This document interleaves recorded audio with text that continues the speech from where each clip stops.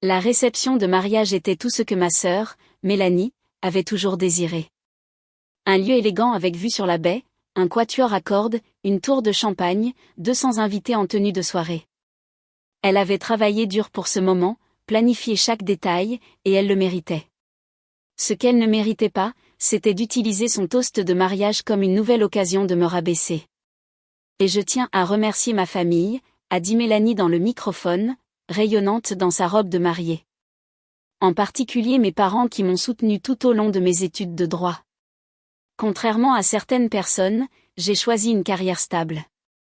Elle ne m'a pas regardée, mais tout le monde l'a fait. Un rire poli a parcouru la foule. J'étais assise à la table 9, pas à la table familiale, qui était réservée aux parents, grands-parents et aux nouveaux beaux-parents de Mélanie. La table 9 était près de la cuisine, remplie de cousins éloignés et d'amis de la famille qui connaissaient à peine mon nom. Nos parents nous ont toujours dit, a poursuivi Mélanie, fais des études, trouve un vrai travail, construis un vrai avenir. Je suis fière de dire que j'ai écouté. Elle a levé son verre à la stabilité, au succès et à la bonne façon de faire les choses. La salle a applaudi. Maman et papa rayonnaient depuis la table d'honneur. J'avais 28 ans. J'avais fondé Je Quantique à 22 ans. Je l'avais transformé, depuis mon appartement d'étudiante, en quelque chose qui a changé l'industrie. Mais pour ma famille, je ne faisais encore que jouer aux jeux vidéo. Les discours ont continué. Papa s'est levé ensuite. Je suis si fière de Mélanie, a-t-il dit, la voix chargée d'émotion. Elle a obtenu son diplôme de droit avec les meilleures notes, a réussi le barreau du premier coup, et a décroché un poste chez Whitmore et Associés. C'est une vraie réussite. C'est le genre de succès qui rend un parent fier. Il a fait une pause, m'a regardé directement de l'autre côté de la salle. J'aimerais juste que mes 2 enfants comprennent la valeur du travail acharné et des carrières légitimes. L'implication était claire, Mélanie travaillait dur. Moi, non. Mon beau-frère, Julien, a parlé ensuite, racontant comment le dévouement et le professionnalisme de Mélanie l'inspiraient, comment elle représentait le meilleur de sa génération. Concentrée, éduquée, engagée envers l'excellence. Pas comme ces jeunes de la technologie qui pensent pouvoir devenir riches rapidement avec des applications et des jeux, a ajouté Julien, provoquant un rire. Mélanie a vraiment travaillé. J'ai siroté mon eau et vérifié mon téléphone sous la table. 3 SMS de mon directeur financier. La liste Forbes sort dans 20 minutes. L'équipe pure est prête. Félicitations d'avance, patronne. J'ai regardé autour de la salle de réception. Maman s'essuyait les yeux avec un mouchoir, submergée de fierté pour Mélanie. Papa serrait la main du père de Julien, discutant probablement de leurs enfants réussis. Mélanie rayonnait, entourée de félicitations. Et là, près de l'entrée, j'ai aperçu quelqu'un que je reconnaissais, Catherine Moreau, rédactrice en chef senior chez Forbes. Nous avions parlé 2 fois pendant le processus de vérification pour la liste. Elle m'avait dit qu'elle pourrait passer. Elle était amie avec la famille de Julien. Nos regards se sont croisés de l'autre côté de la pièce. Elle a hoché légèrement la tête et a commencé à se diriger vers moi. « Excusez-moi », ai-je dit à mes voisins de table, dont aucun n'écoutait de toute façon. J'ai rencontré Catherine à mi-chemin près du bar. « Alexia », a-t-elle dit doucement. « Félicitations. La liste est en ligne dans 15 minutes. »« Je sais », ai-je dit.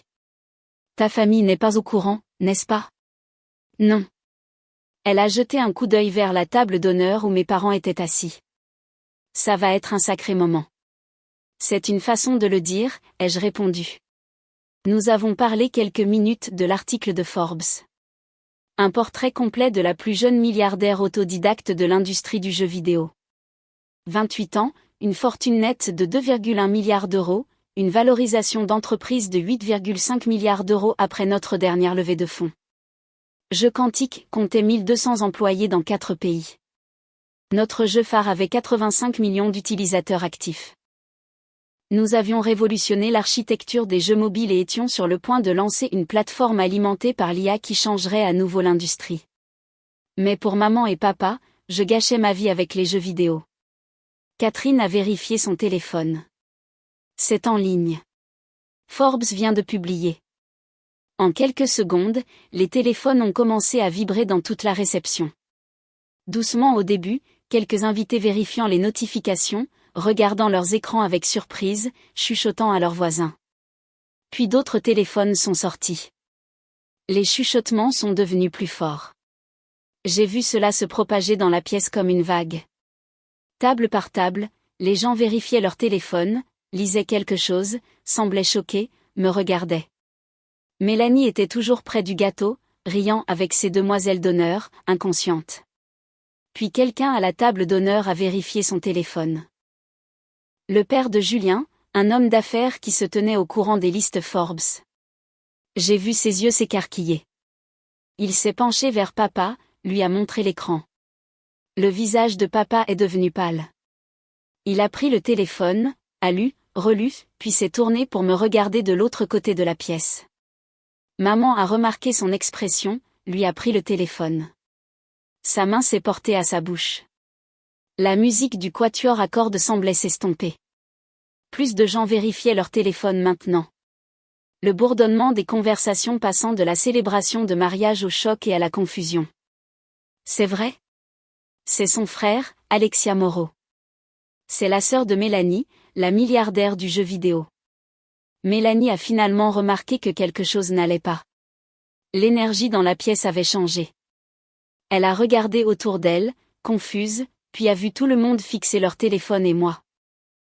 Que se passe-t-il, a-t-elle demandé, sa voix portant dans le silence soudain. Catherine Moreau s'est avancée, professionnelle et calme. Félicitations pour votre mariage, Mélanie. Je suis Catherine Moreau de Forbes. J'étais en fait ici pour parler à votre sœur, Alexia. Mélanie a regardé Catherine, puis moi. Alexia? Pourquoi? Nous venons de publier notre liste annuelle des milliardaires, a dit Catherine. Alexia y figure comme la plus jeune milliardaire autodidacte dans le domaine du jeu vidéo. Son entreprise, Jeux Quantiques, est évaluée à 8,5 milliards d'euros. Sa fortune personnelle nette est de 2,1 milliards d'euros. La pièce est devenue silencieuse. Mélanie m'a fixée. Ce n'est pas Alexia n'a pas d'entreprise. Elle fait des jeux vidéo. Elle a fondé et dirige l'une des entreprises de jeux vidéo les plus prospères au monde, a dit Catherine. Jeux Quantiques, 85 millions d'utilisateurs actifs, technologie d'IA révolutionnaire, partenariat avec toutes les grandes plateformes technologiques. Le profil est sur Forbes.fr maintenant. Les gens le consultaient, le lisaient, leur visage passant du scepticisme au choc. Papa s'est levé de la table d'honneur, son visage rouge. Alexia, est-ce vrai? J'ai marché vers la table d'honneur, très consciente que tout le monde regardait. Oui. C'est vrai. Mais tu nous as dit que tu travaillais sur des jeux. Des petits jeux mobiles. Je vous ai dit que j'avais fondé une entreprise de jeux vidéo. Vous avez appelé ça un hobby. Maman faisait défiler l'article de Forbes sur le téléphone de quelqu'un. Ça dit que tu as plus de 1000 employés. 1200, en fait. Nous venons d'embaucher une autre équipe à Tokyo. Et ta fortune? Elle n'arrivait même pas à prononcer le chiffre. 2,1 milliards d'euros, ai-je dit. À la valorisation de ce matin. Mélanie secouait la tête. Ça n'a pas de sens. Tu travailles de chez toi. Tu portes des sweats à capuche et des baskets. Tu n'as même pas de vrai bureau. J'ai 5 bureaux dans 4 pays, ai-je dit. Je travaille de chez moi quand je ne voyage pas parce que je peux le faire. C'est l'un des avantages de créer sa propre entreprise. Le père de Julien a pris la parole, regardant son téléphone. Il est dit ici, vous avez été la pionnière de l'architecture de jeux mobiles que 60% de l'industrie utilise maintenant. C'est notre moteur Synapse Core, ai-je dit. Nous l'avons concédé sous licence à la plupart des grands développeurs. Et vous avez des partenariats avec Apple, Google, Microsoft. Il a continué à faire défiler. Vous avez parlé à la conférence des développeurs de jeux en tant que conférencière principale. L'année dernière, ai-je confirmé. Papa était toujours debout, serrant le dossier de sa chaise. Pourquoi ne nous l'as-tu pas dit? J'ai essayé, papa. Plusieurs fois. À Thanksgiving, il y a 2 ans, je vous ai dit que nous venions de clôturer un financement de série C. Vous avez demandé quand j'allais trouver un vrai travail. À Noël dernier, j'ai mentionné que nous avions atteint 50 millions d'utilisateurs. Vous avez dit que je pourrais peut-être utiliser cette expérience pour postuler à des postes de marketing dans de vraies entreprises. La voix de maman était faible. Mais tu n'as jamais dit que c'était si grand. Je vous ai dit que mon entreprise marchait bien. Vous avez supposé que marcher bien signifiait que je gagnais assez pour payer le loyer. Mélanie a retrouvé sa voix, et elle avait une pointe d'agressivité. C'est mon jour de mariage. Tu n'aurais pas pu nous le dire avant? Tu devais laisser ça sortir maintenant? Je ne savais pas que Forbes publierait aujourd'hui, ai-je dit. Mais honnêtement, Mélanie, cela aurait-il eu de l'importance? Tu as passé ton toast à parler de vrais emplois et de vraies carrières et de faire les choses à ta manière, de la bonne façon. Parce que c'est ce que font les gens normaux. Ils obtiennent des diplômes, ils trouvent des emplois, ils construisent des carrières de la bonne façon, pas en jouant à des jeux. Je n'ai pas joué à des jeux, Mélanie. J'ai construit une entreprise de 8,5 milliards d'euros qui emploie 1200 personnes et sert 85 millions d'utilisateurs. C'est assez réel, point. Un ami de la faculté de droit de Mélanie a pris la parole. Attends, je quantique, vous avez fait qu'est infini. Mon équipe l'a fait. Oui. Mes enfants sont obsédés par ce jeu.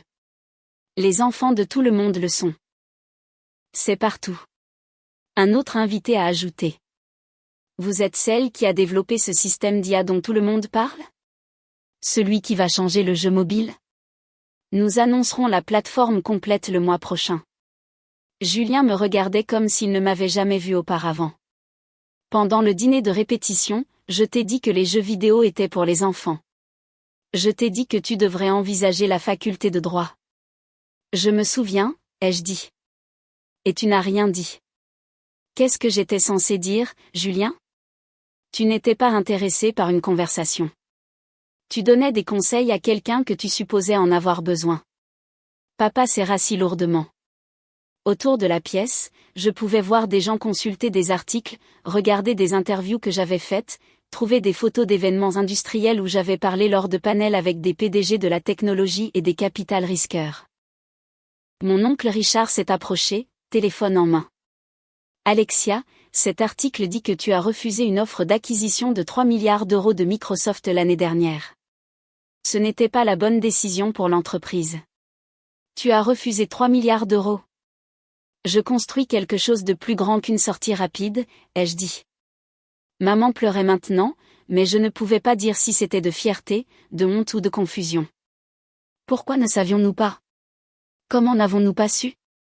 Parce que vous n'avez jamais demandé ce que je faisais réellement, ai-je dit doucement. Vous avez demandé si je m'en sortais. Vous avez demandé si j'avais besoin d'argent. Vous avez proposé de m'aider à trouver de vrais emplois. Mais vous ne m'avez jamais demandé une seule fois d'expliquer mon entreprise, mon travail, ma vision. Vous avez juste supposé que j'échouais parce que je ne suivais pas votre chemin.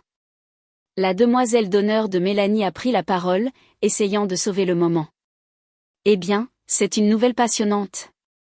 Portons un toast aux deux sœurs. L'une une avocate prospère, l'autre une entrepreneuse prospère. Mais l'énergie dans la pièce avait complètement changé. Les invités me goglisaient, lisaient des articles, regardaient des vidéos. Le mariage était devenu un bruit de fond à la révélation que la déception de la famille était en fait une milliardaire. Catherine Moreau s'est approchée à nouveau. Alexia, je déteste m'immiscer davantage, mais plusieurs médias demandent des commentaires et CNBC veut savoir si vous êtes disponible pour une interview demain. Demain, c'est bon, ai-je dit. Il y a aussi un intérêt pour votre histoire familiale, a dit Catherine avec précaution. Le contraste entre la perception et la réalité. Je préférerais ne pas commenter cela, ai-je dit. Mélanie était figée près du gâteau, son moment de mariage parfait complètement perturbé. Je me sentais vraiment mal pour elle. C'était censé être son jour. Je me suis dirigée vers elle. Mélanie, je suis désolée que ça soit sorti aujourd'hui. Je n'ai pas prévu ça comme ça. Pas prévu ça? Sa voix était perçante. Tu as gardé ça pour toi pendant des années. Tu nous as laissé tous te traiter comme si tu n'allais nulle part. Tu as laissé papa faire des discours sur les vraies carrières alors que tu vaux des milliards. M'aurais-tu traité différemment si tu avais su? Elle a ouvert la bouche, l'a refermée.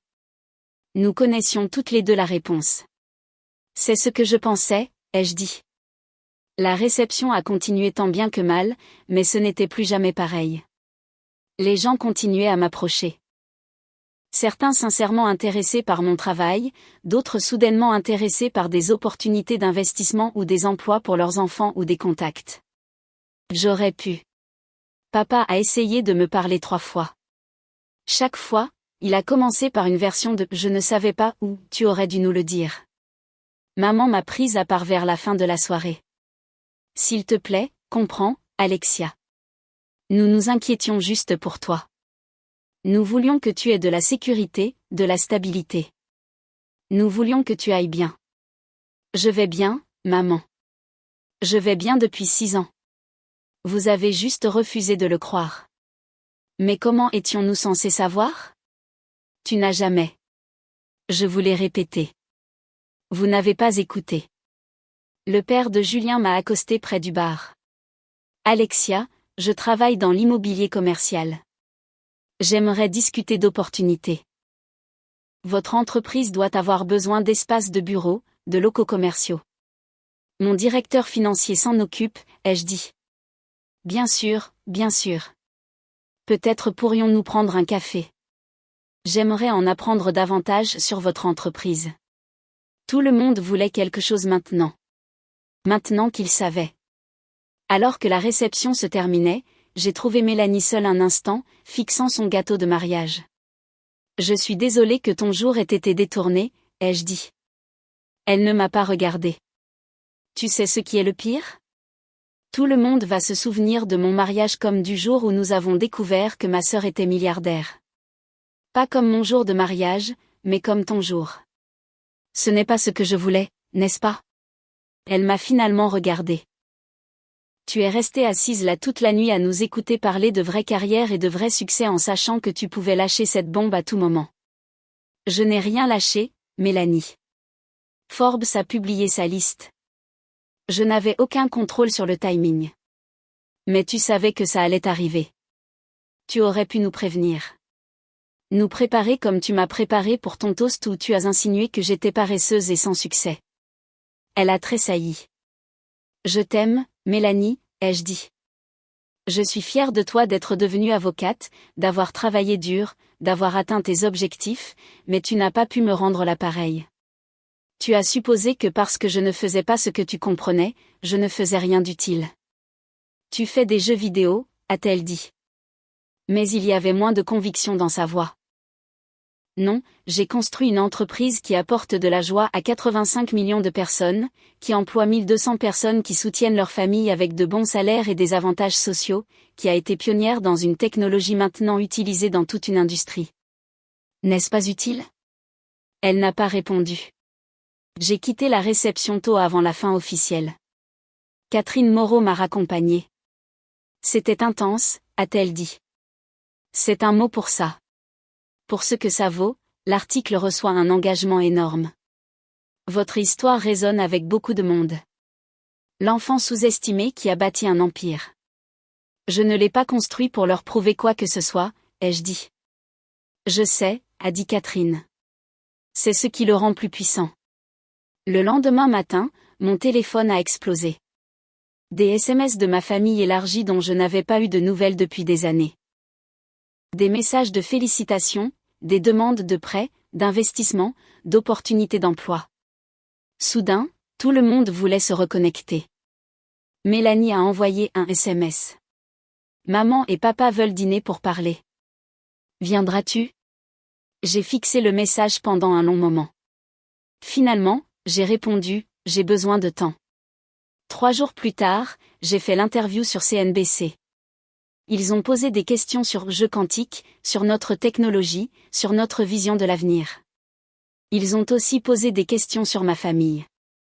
C'est compliqué, ai-je dit. Ma famille m'aime. Ils avaient juste une idée très spécifique de ce à quoi le succès devrait ressembler. Et quand je ne correspondais pas à cette image, ils ont supposé que je ne réussissais pas. Est-ce que ça vous dérange qu'ils n'aient pas reconnu vos réalisations? J'y ai réfléchi. Ça me dérangeait avant. Maintenant, je réalise que leur reconnaissance n'a jamais été le but. J'ai construit Jeu Quantique parce que j'aimais le jeu. Parce que je voyais des possibilités que d'autres ne voyaient pas, parce que je voulais créer quelque chose de significatif. Que ma famille le comprenne ou non ne changeait rien au travail. Mais ça a sûrement fait mal. Bien sûr que ça a fait mal. Mais ça m'a aussi appris quelque chose d'important. On ne peut pas attendre que les autres valident votre vision, surtout quand ils regardent votre vie à travers leur propre prisme limité. Après la diffusion de l'interview, maman a appelé. Nous avons regardé, a-t-elle dit, ton père et moi, nous avons tout regardé. D'accord. Tu avais raison sur tout. Nous t'avons écarté. Nous avons supposé. Nous avons. Sa voix s'est brisée. Nous t'avons déçu en tant que parent, Alexia. Maman, non. Laisse-moi finir. Nous étions si convaincus que le succès signifiait des études de droit ou de médecine ou des carrières d'entreprise, les choses que nous comprenions, que nous ne pouvions pas voir ce que tu construisais. Et au lieu d'être curieux, au lieu de poser des questions et d'apprendre, nous t'avons juste ignoré pendant des années. Je n'ai rien dit.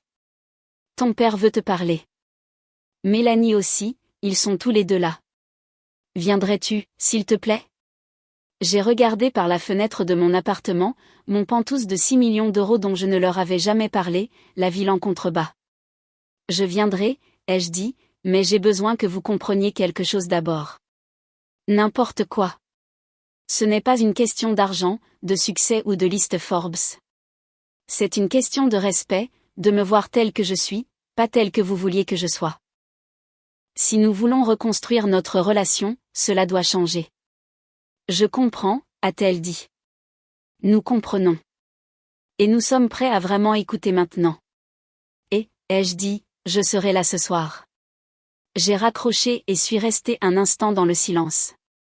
L'article de Forbes continuait de recevoir des commentaires, des partages, une couverture médiatique. Mais rien de tout cela n'était aussi important que cela.